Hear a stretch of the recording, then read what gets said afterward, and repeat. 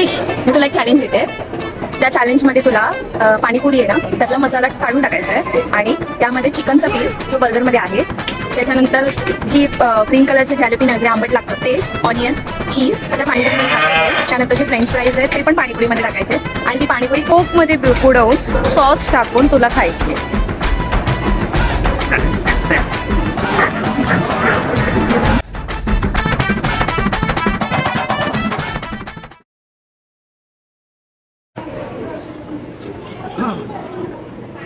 घरी कोणी ट्राय करू नका. अच्छा काय झाल्यावर माझ्यावर नाही आलं पाहिजे. ठीक आहे.